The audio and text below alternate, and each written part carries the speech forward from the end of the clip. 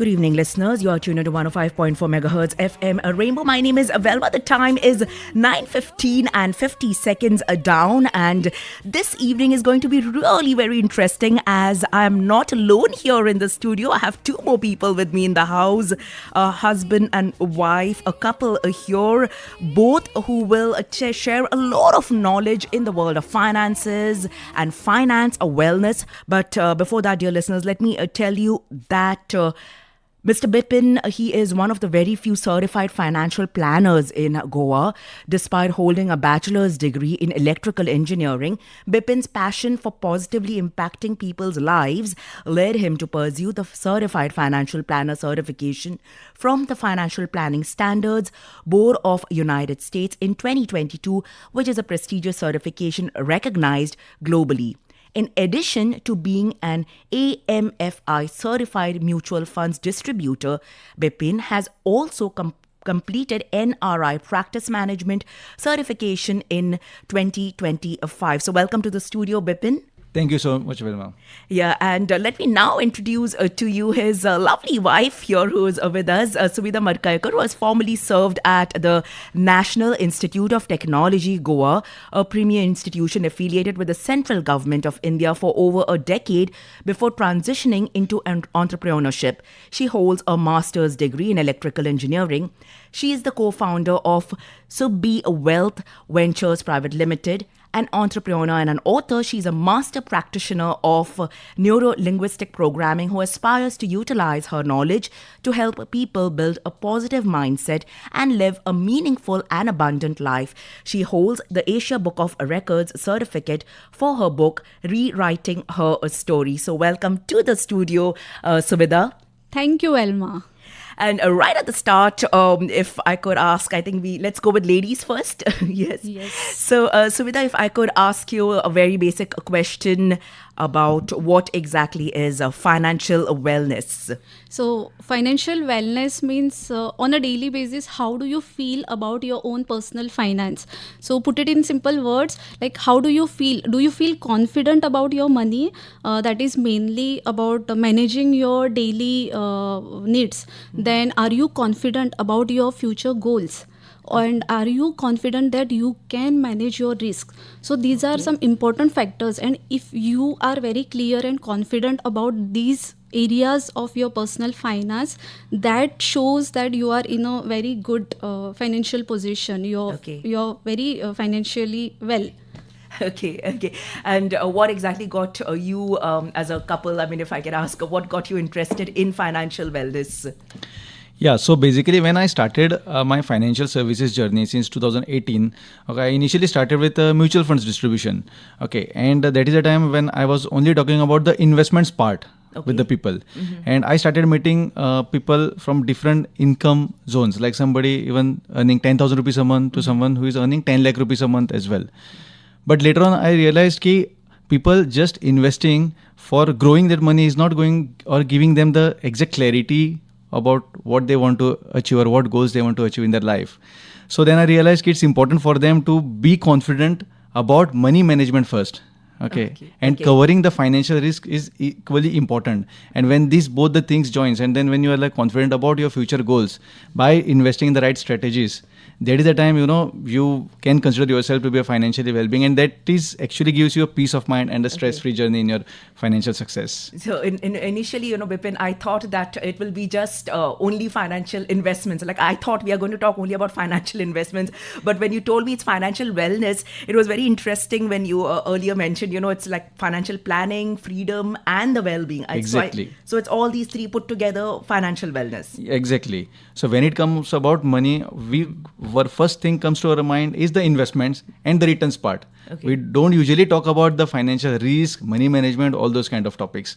So that's why, when it comes to financial journey, people only think about only investments. True. That's not the case. Yes, and listeners, we have reached the end of this financial year, and we are at the threshold of the next financial year. So if any of your friends are tuned in, or if you are tuned in and listening to us right now, do tell your friends, relatives, and your friends' friends also to tune in to us, as this lovely couple, Bipeen and Suvidha Madkaiker, will tell us everything about all the three aspects: financial planning, financial freedom, and the well-being, that is equal to financial wellness, right? Yes. Talk about financial wellness. Bipin, if you could tell us, I mean, everyone makes mistakes in our lives, and we all learn from our mistakes, either professionally or even in our personal lives, I believe so. So, was there any event in your life or an incident, or was there any financial mistake that maybe any of you made in your lives, which led you to this profession of, financial wellness? Yes. Initially, like when it came to my mind about investments, okay, when like what everyone considers that if you want to make money in investments, you should be investing into stock market, okay, and that is the time when I thought I should also be investing into stocks, doing trading kind of stuff, and I did my homework for a couple of months, 2-3 months. I studied about trading, and then I felt I'm ready to start my trading journey, Okay. and I started investing, but then initially I started losing money, and when that loss of amount crossed 1 lakh rupees, that is the time I realized that you cannot create a wealth by trading into a stock market. Okay. If you want to create wealth, there are other ways. You should be staying invested into the right investments, and you should be having patience to stay invested for a long term. Then only your wealth will be created. So that's what I learned, and then that is the reason I thought that this should be also taught to the people around me, and that's how I started my mutual fund distribution journey. Okay, so helping others through what you have learned, basically. Yes. Okay, and getting to basics, Bipin, if you could tell us, if someone really wants to get his or her finances in order, if someone is really messy and chaotic in life, like some of us are sometimes. So what are the first three things, or some of the first few things that someone should do if they want to get their finances in order? Okay, so when it comes to keeping your finances in order, first you should be knowing your exact expenses that you incur on month basis. I used to ask my participants in my sessions that what is your monthly living cost? So people used to give me a random numbers like 20,000 rupees a month, 30,000 rupees a month. Okay. And then I used to give them a 10 to 15 minutes activity, giving them a sheet of paper and listing down all the expenses, okay, wherein all the, like day-to-day expenses, your lifestyle needs, your premiums, whatever bills and everything. And when they wrote each and every parameter, and when they totaled it, it came to around 80 to 90,000 rupees a month. Okay. So people were not exactly knowing what's their current monthly expenses. So knowing your expenses is the most important thing. That's okay? number one. Yes. Mm-hmm. Second is having the right budgeting. Okay, like how much you are saving, where you are saving, how much you are spending, for what particular thing you are spending. So knowing your budget, okay, and keeping that flow of money as per the budget is equally important. And number three is reducing your EMIs. Whatever like credit card bills, whatever personal loans you have taken, okay, try to reduce those EMIs and the credit card bills, okay, which is taking a lot of interest. So if you do these three things, if you put these three things in place, I'm sure you are better off with your finances. So it's expenses. I'm also learning, okay? Yeah. Expenses, flow of budget, and reducing the EMIs. Yeah, exactly, yes. Okay. And could I still go in for one more question before we jump into another track? Yeah. So between saving and investing, people have been telling me you have to learn to invest a lot. So I used to think just saving money is enough. So is there a difference between saving and investing, and when should I start, maybe, let's say, investing in life or saving in life? I'm just saying this, maybe I'm sure the youngsters also tuned in. Yes, when it comes to savings, okay, savings should start right from the month you start earning money. Even if it is your first month of earning the money, okay, the same month savings should start. Now, what is saving? Saving is like, stopping your money from getting spent. Okay. That's when you are keeping that money somewhere separate so that it should not get spent. Yes. That is saving. Okay. But keeping that money in the right assets, in the right place, so that that money grows, that is actually called investments. Okay. Then you have like different investments depending on what are your needs. Okay. So this is the basic difference between a saving and an investment. Getting to the topic of mistakes, many people make all sorts of mistakes, as we mentioned earlier. And I'm wondering whether any of our listeners also tuned in may have sometimes made some financial mistakes. So if Bipin, if you could tell us in your career, in this finance career of yours, what are the most common financial mistakes you see people making? The very most common financial mistake most of the people do is take the advice from the wrong people. Okay. So it can be your friend, it can be your relative, sometimes it can be your parents as well. Because, the things which worked for them may not be working for you. The investments, the schemes, or whatever the assets they have been investing may not be going good with you, because today the things that work for them may not work for you. That's the number one thing. Okay, you should be following the advice from the right person or right financial planner. Okay, and secondly is most of the people fall prey to Ponzi kind of schemes, wherein somebody comes and says, "आपका पैसा 21 दिन में double होगा." Okay. Those kind of schemes people fall prey to. Okay, Okay. without giving a second thought, without like thinking about anything else, they just jump in and put all the money what they have into such kind of schemes. Okay. And we have seen like so many news coming on the Prudent or social media that local government people also losing lakhs, not just lakhs, but crores of money in some or the other frauds. True. I've read a lot about it. I Yes. know also someone who had to go through it. Okay. Even many people discuss with me that they have burnt somewhere or the other their hands in such kind of schemes. Okay. And moving ahead, maybe Suvidha, you've been quiet. So if I could ask you, why do so many people actually struggle to stick to a budget? Why is it so difficult? So sticking to a budget becomes very difficult for people. It's because of lack of discipline. Now, why this lack of discipline is coming? It's mostly because people are not aware about the right principle of budgeting. Now, what is that right principle of budgeting? Like in our programs, which we conduct for people, we teach this 6-bucket budgeting system.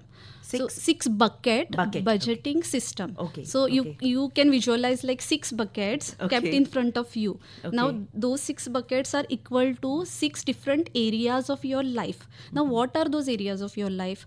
The first one is your financial freedom. Okay. What does financial freedom means? It means that at one point in your life, your passive income should be able to pay your bills. You need not have to go to work. So you have to attain that point. And to attain that point, you have to put some money into that financial freedom bucket. Okay, so that's the first one. Second bucket takes care of all your needs, monthly needs. Then comes the third bucket. It's your learning. Everybody has to keep some money aside to learn and grow in their life. Oh, Okay. That's nice. Okay. Yes. Then comes the fourth bucket. That's the recreation. Okay. Okay. So recreation is, let's say, if you want to go on a vacation or you want to learn some hobby, so you have to save a certain money for that. And one more bucket is for your long-term financial goals. Now, financial freedom is different. So that's a separate bucket. Okay. Apart from that, you can have some financial goals like buying a house or buying a car. Those are you need to save for a little longer time in your life. So one bucket takes care of that. And the last one is charity. Okay. So charity is very important for that, giving that satisfaction for you in your life. Okay. Now what does this do? When you put your money, divide and put your money in all these buckets, it takes care of all your areas of life. Okay. And that's how the discipline gets built, because it doesn't happen, I went for a vacation and I missed out on the this thing, on other financial goal. It doesn't happen. You allocate to everything and you become stronger on building your discipline. Oh, interesting. I actually jotted down your points for 6 buckets: financial freedom, monthly needs, and then money for learning. That one interests me a lot. Recreation, long-term financial goals, and charity. Yes. Correct? Okay. Yes. So I got all the points, but yet before we listen to some music, maybe Suvidha, if you can tell us what is one popular money myth maybe that needs to be debunked. Yeah, so the most popular myth is that people feel like earning much more money, getting much more money in their life will solve all their problems from their life. But it's not so. Getting more money will not solve your problem, but how you manage your money, whatever you have, how you manage, that is going to solve your problem. So be wise and learn to manage your money, whatever you have. Okay, interesting. Okay. And anyone can make a mistake as far as finance or money is concerned. Never too late to start, right, Suvidha? Yes. Suvidha, if you could tell us, why do you think people overspend sometimes even when they know that they should not spend? Yeah, so people overspend even when they don't, when they know they shouldn't be spending, right? So that is like one example is that you see a dress in a showroom, in some shop, and you just go and buy. So that's Yes. instant gratification. Okay. Yes. Then I see these days people fall for peer pressure. Like the biggest example is these days people spend a lot on their weddings. Okay. Okay, just because somebody has done a very good wedding, extravagant, I will also go and do better than that. Okay, so people are falling for peer pressure. They are following trends blindly. Now, why all this is happening? I think it's called demonstration effect. I think so. Yeah. Yeah, I remember studying this. Okay. Okay. So Why it happens? It's because the most of the people are not aware what they want in their life. Okay. You have to first of all figure out what are your needs. What is it that you want in your life? What are your priorities? Okay. Other person's life and yours may not be same, right? Yes. So yes. when we know that what we want, that is the time we can prioritize it and plan for those things. Okay, and that is the time you know, okay Baba, I shouldn't be buying that dress, that is not important for me right now. Okay. Okay. So that's the time you can control your instant gratifications and this kind of things. Okay. And getting back to maybe the crux of the matter right now, investing. Bipin, if for a beginner, just a lay person and a beginner, where should they start investing? Okay. So where should they start investing comes from like what is it they want to do. Okay, let's say somebody who is just finished his graduation and just started working, okay, in his 20s. He might be having some like short-term goals, like he must be planning to go for higher education. He must be saving for that particular need, or he might be saving for his own marriage, which might happen in coming years. So it will depend on exactly what he wants to do and when he wants that money back. Okay. So accordingly, if his goal is very far, so he can invest in the long-term investments like equities, mutual funds, kind of stuff. Okay, and if he needs money in the next 6 months or a year or two, that is the time he should be keeping his money in the safe kind of investments like FDs, bank savings account, okay, and other short-term savings investments. So that's how the where to save the money will actually start from like when you will need that money back. Okay. And so in that sense, is investing, is that risky or is not investing riskier? I mean, which way would can we put it? Now, when it comes to investments, yes, investments are risky, but not investing itself is more riskier. Okay. Because you have heard about the term inflation. Yes, of we course. know महागाई वाटता म्हणतात. And आता सारखेच, I mean, our Yes. rupee has hit a low right now, Exactly. right? With At the this moment. Iran-US war, which is Yes, going on, yes, I crude know that. oil prices are Yes, increasing, yes. and that's anyway. Inflation is increasing on an average 5 to 6% a year. So when the inflation is increasing, definitely the money what you hold today may not be of that value years later. Okay. If it doesn't grow or if it doesn't beat the inflation. Okay. So if suppose inflation is growing at 6 to 7% per year, then you should be making sure that your money is growing more than that. Okay. And if you want your money to grow beyond 6-7%, you want 8, 10, 12, 13% kind of returns, then yes, you should be taking a little bit risk with your money rather than keeping it totally safe in the banks and all. Okay. So that's why I would say that not investing is more riskier. So not investing is risky according to you. Yeah. Okay. Bipin, quickly, if you could tell us, what is your take on various trends like, mutual funds, SIPs, or stocks for beginners? You named it trends for SIPs, mutual funds or stocks, but I would say it is a necessity for today because just before the break, we were talking about the inflation, and in order to beat that inflation, we should be taking the risk with our investments, and the risk can be taken by investing into stocks or mutual fund kind of things. But that does not mean that directly you should be jumping and going and buying the stocks. Okay. If you want to invest into equities, first start with the mutual funds first. Okay. Educate yourself, learn how you should be choosing the right mutual fund schemes or what kind of schemes will be beneficial to you. Okay. And start investing into mutual funds first because be comfortable with the volatility which is there in the market. The markets will always go up and down. Okay. Ride that volatility first through mutual funds for the first 3 to 5 years. And then once you gain confidence, slowly start contributing small amount of your investments towards stocks. Okay. That's what I would advise if you are starting with your mutual funds and stocks kind of investments. Okay. It sounds like a lot of hard work, right? No, it's not actually a lot of hard work. You just have to be, be open to learning first. You have to have a knack for it. Maybe. Exactly. Okay. And let's get to real life scenarios, real life situations. If someone earns a modest income, how can they still build wealth? Yeah, so most of the people, when they earn some modest income, the first thing that they start thinking is that, okay, I will never be able to create wealth. Okay, this is the mindset many people have. Now, for all those people, I would like to tell that first create this belief in yourself that you can create wealth in your life. Okay. First, have that positive belief. Okay. Until and unless we create in our mind, it is not going to happen in our life in reality, right? Nothing comes to us without we giving it a thought. So first of all, create that belief, okay, that I can create wealth.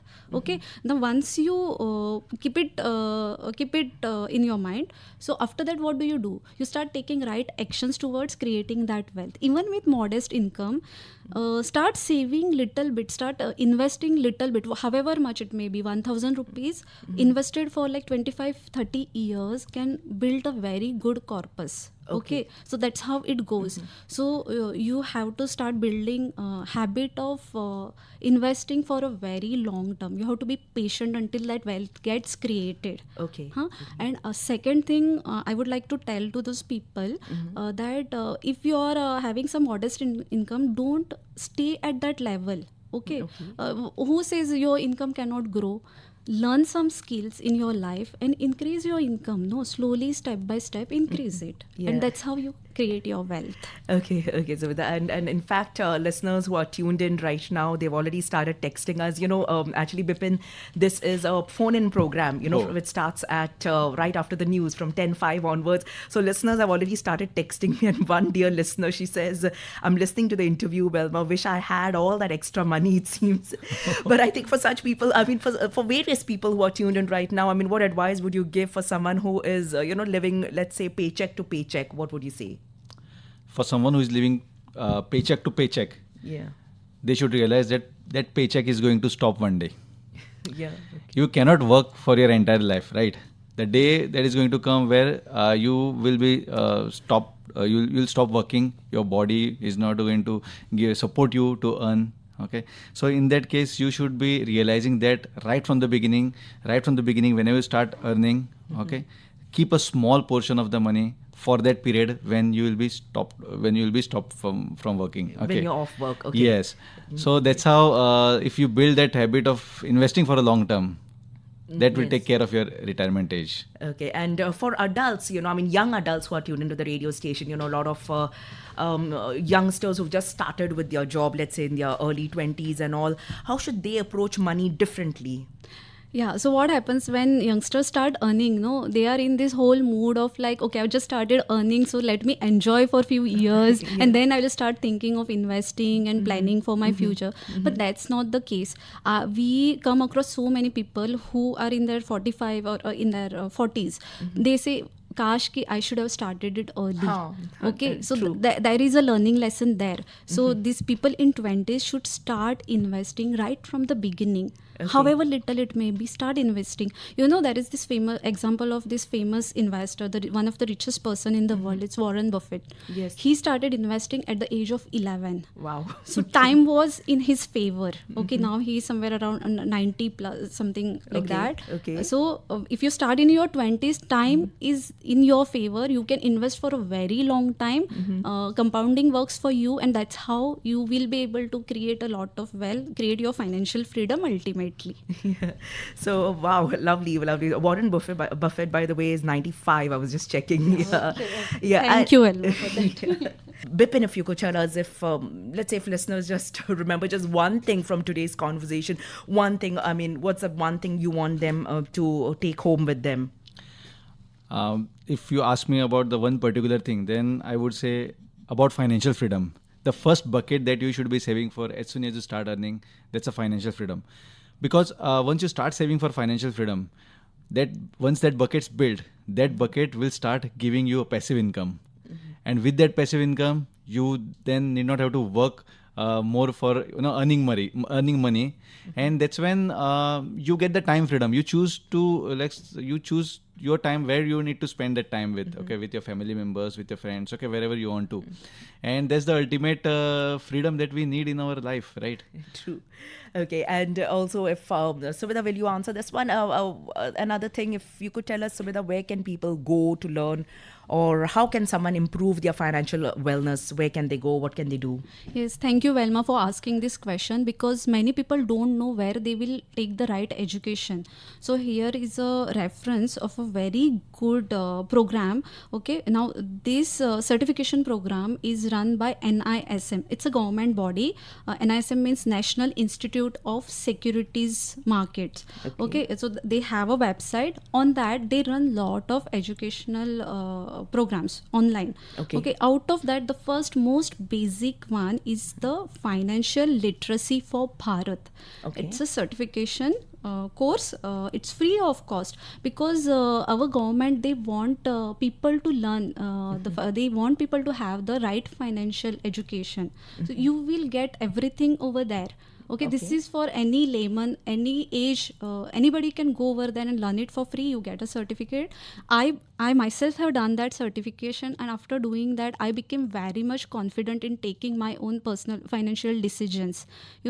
So I recommend people to go ahead to NISM and please enroll for that program and do it. Is it on a website? I mean, yes. If you type NISM, you will get the official website. Go to their official website. Okay. And just before we move to the final question, I must say, Suvidha and Bipeen, thank you so much for making the time, actually, for being here with us today. So many of our listeners have sent such lovely messages and, appreciating the show and really appreciating the knowledge that you've shared with us. So I must say thank you for your time, for, being over here. And if you could tell us, Jate, if you could just tell us what is one piece of financial advice you wish that everyone would follow, or one message to all our listeners.